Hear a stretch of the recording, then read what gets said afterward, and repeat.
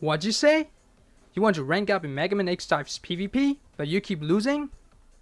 You know that game's PvP is broken, right? What? You still want to rank up so you can get the sweet season end rewards? Well then, you stumbled upon the right video. I'm going to teach your little infant brain how to win more in Mega Man XDiVE's PvP. First, let's talk about the PvP mode itself.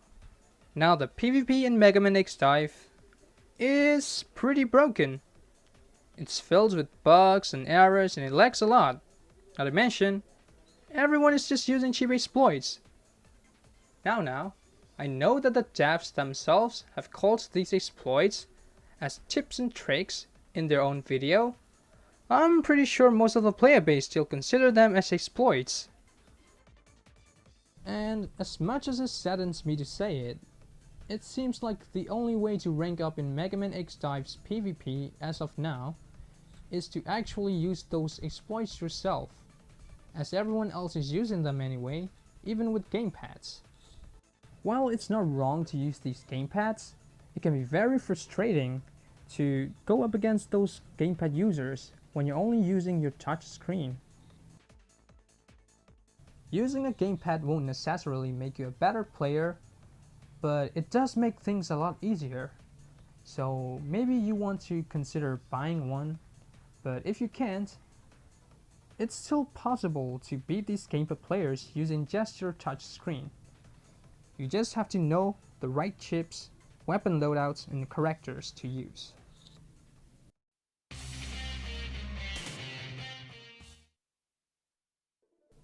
As you can see, I've customized my control layout.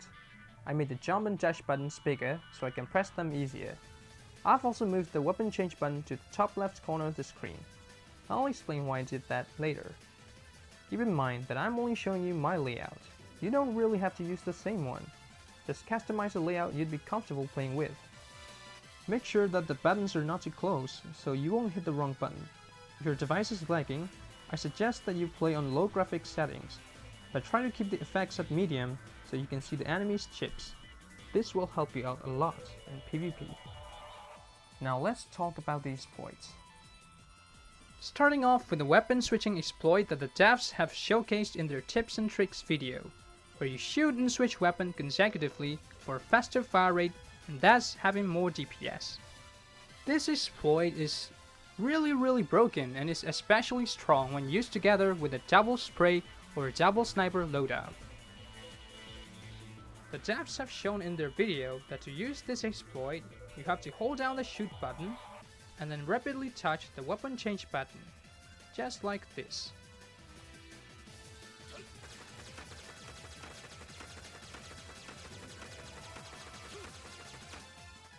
It seems pretty easy, right? Well, not really. There's a slight flaw to this technique, which I will demonstrate now.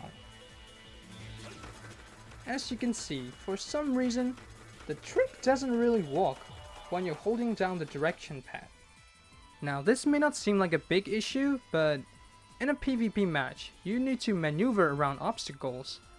So holding down the directional pad is actually really important. I have a quick fix for you guys who aren't able to perform this exploit while holding down the directional pad. As you can see, when you tap the attack button and the weapon change button at the same time, or consecutively, the trick actually still works even when holding down the directional pad.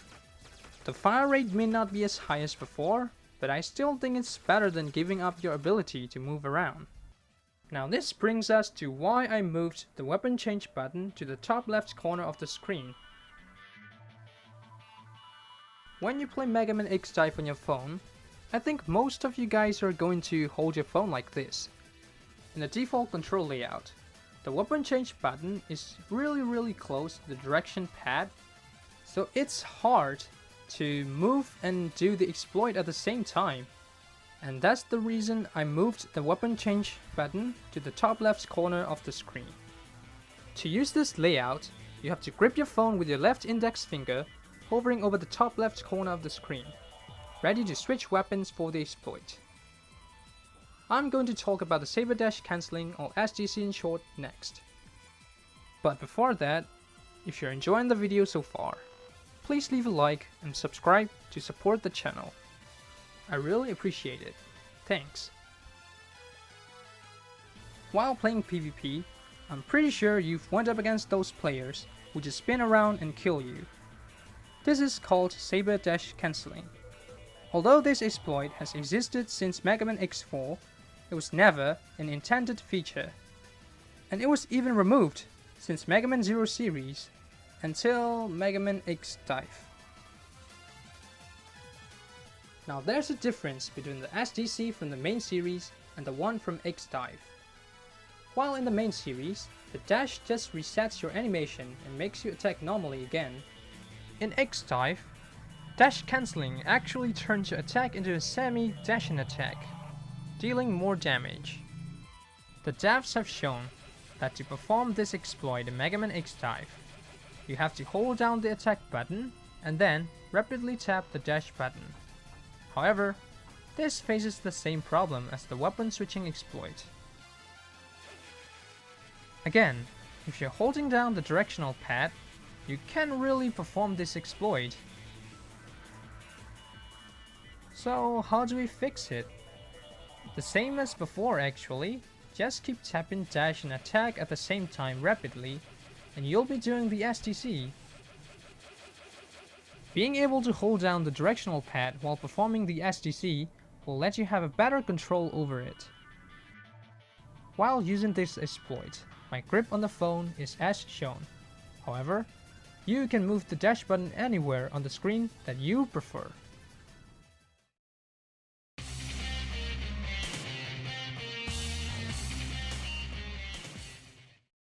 There's only one chip that will absolutely increase your odds in winning, and that is the Sting Chameleon chip. The chip grants you invincibility when you're attacked while equipping the weapon that the chip is attached to, basically just giving you iframes. Now I cannot stress enough how important this chip is, especially in the higher ranks. You'll encounter many matches that you could have won but didn't because you lacked those little iframes that your opponent had. But this chip can only be triggered once before going into a long cooldown, so you need to think twice before activating it to make sure that you're not wasting those valuable iframes.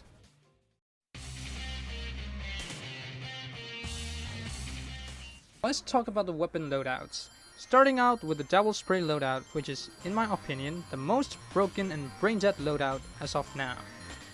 It's absurd how much range they have, considering that they penetrate obstacles which the arena is filled with. This loadout is used together with the weapon switching exploit to deal a disgusting amount of damage over time to your opponent. Remember that your attacks penetrate obstacles. Don't just camp, go around obstacles and use hit and run tactics to kill your opponent with the damage over time effects. The most common form of this loadout is using burning spray gun and gas emitter together. You can also replace the gas emitter with poisonous cloud spray gun. If you'd prefer, you can also replace the burning spray gun with snowy spray gun, but I recommend using the burning spray gun because it is easier to be ranked up and its range can be increased. Whatever variation of the loadout you're using, make sure that you rank up the weapons enough to unlock their range increasing passives. Also, if you're going to camp, you can just hold down the attack button and switch weapons rapidly to have higher shots per second. Although I don't recommend camping unless you're low on health or something like that. It really ruins the fun. I'll move on to another loadout once this match is over.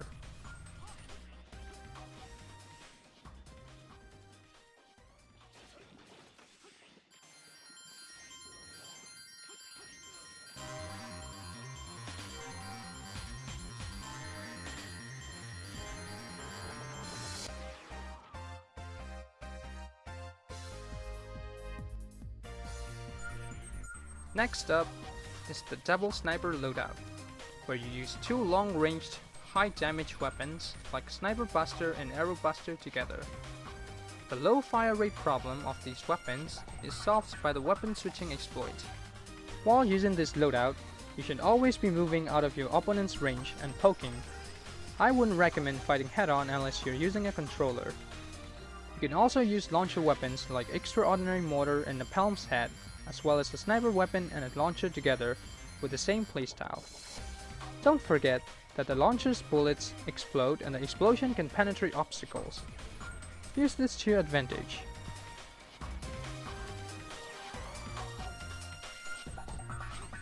I'll talk about the next loadout once this match is over.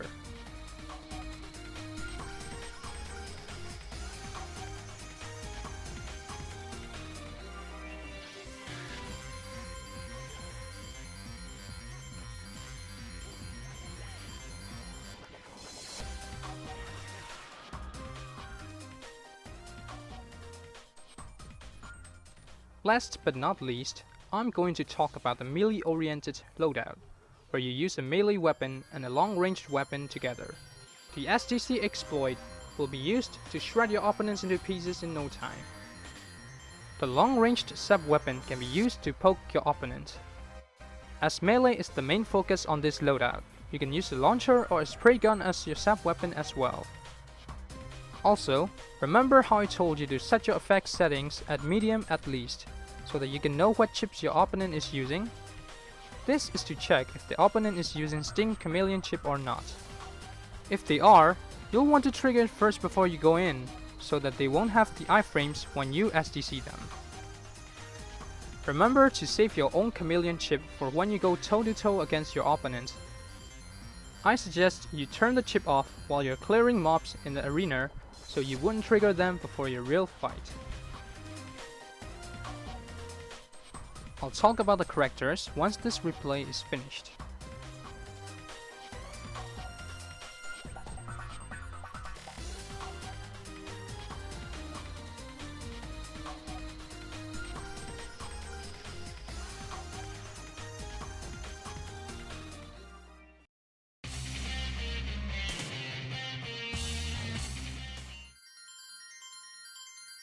The balancing in the corrector part of the PvP is not too bad, actually. The game kinda does lean towards pay to win, but that's kind of to be expected of a mobile game, right? Sure, there are really broken correctors like Cinnamon, who can destroy all 3 correctors of your opponent with a disgusting amount of buffs that she can stockpile. I'm pretty sure you guys know what I'm talking about if you've ever went up against a decent Cinnamon player. And then there's also Black Zero, who at 4-star ranks can get a shield whenever he gets Rayquaza.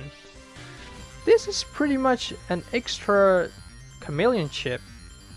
And by this time you should have a darn good idea about how important having those extra iframes is. You've probably had a spiraling church shot blasting through your face before, shot by a 1st Armor X. That can take out most of your health. Now, while almost all of these S-ranked correctors are really OP or at least very strong, there are also a lot of strong correctors in lower rankings like B or A. X, for starters, it's actually pretty busted. It's easy to get him to 5 stars since he's just a B rank corrector, and boy oh boy, he is a powerhouse. At 4 stars, you can get a damage buff after you use your charge shot. It doesn't matter if you hit someone or not, you just need to shoot it and you'll get a damage buff. And once you kill the small mob at the start of the match, you can have 2 damage buffs while fighting your opponent. And at 4 stars, his rockets have a chance to lower your opponent's armor, letting you deal even more damage. X works especially well with the Double Buster loadout. The A-Rank's regular Zero is also a pretty good corrector with great mobility. The shield he gets from using Rayquaza is worthless though. Aside from that, he's a very solid corrector overall, since it's fairly easy to increase his star rank as well. In my opinion, most of the correctors are pretty balanced, aside from most of the S-ranked correctors. But even then, it is still possible to beat those S-ranked correctors with B or A-ranked correctors using the right chips and the weapon loadouts. I'd also like to add that I don't really enjoy using the exploits earlier, but as long as the devs aren't fixing them, I feel like it's necessary to use them to rank up, as everyone else is using them anyways. I do hope that the devs will try to balance things out and make PvP more exciting and fun. That's it for now, and thank you for watching.